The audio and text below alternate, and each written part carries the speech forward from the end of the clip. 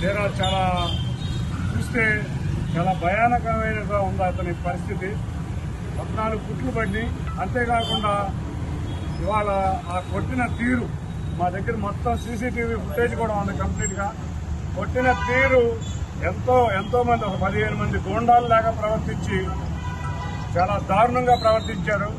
ఈ మొండితోక ప్రవృత్తి యొక్క దౌర్జన్యాలకి నందిగా ఇప్పుడు దాకా చాలా దౌర్జన్యాలు చేశారు. ఇంకా వాళ్ళు ఓడిపోతామనే భయంతో ఈ మధ్యకాలంలో వాళ్ళకి భయం ఎక్కువై ఇటువంటి దాడులను ప్రోత్సహిస్తున్నారు. ఈ దాడులను ప్రోత్సహించడం, హింసను ప్రోత్సహించడం వల్ల వాళ్ళు ఏదో ప్రజలను భయపెడదామని అనుకుంటున్నారేమో. మిమ్మల్ని ప్రజలు వదలరు. ఒక్కడి గుర్తుంచుకో జగన్మోహన్ రావు, మీ యొక్క దౌర్జన్యాలు ఆపాలి. ఇంకా వాళ్ళు మేము తిరగబడతాం, కార్యకర్తలు నాయకులు.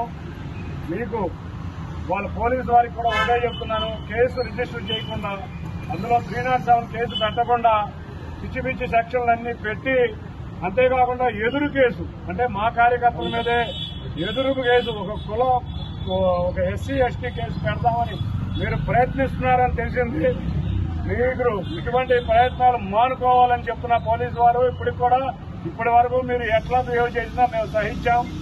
ఇవాళ మీరు కనుక ఇటువంటి కేసులు కనుక పెట్టే ప్రయత్నం చేస్తే మేము తిరగబడతామని కూడా చెప్తున్నాం. అంతేకాకుండా ఇవాళ ఎలక్షన్ కమిషన్ వారి దృష్టికి కూడా రేపు తీసుకెళ్లబోతున్నాం. ముందుగా పోలీస్ కమిషనర్ వారి దృష్టికి తీసుకెళ్తాం.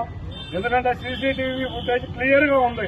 పోలీసులు ఆ సీసీటీవీ ఫుటేజ్ చూసి ఏదైనా చేయొచ్చు. అంతేగాని ఎక్కడ దాడి చేసిన 15 మంది వ్యక్తులుంటే ఒక ఇద్దరు దాడి చేస్తే ఎదురు కేసులు పెడతారా?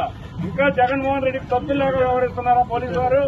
మీరు మారాలి. మీరు చాలా మంది మారారు. ఇంకా తొత్తుల్లాగా వ్యవహరించే అధికారులు మీకు రేపు ఎలక్షన్ కమిషన్ ముందు మీరు శిక్ష అనుభవిస్తాం. మేము రేపు ఎలక్షన్ కమిషన్ వారికి కూడా తీసుకెళ్తున్నాం.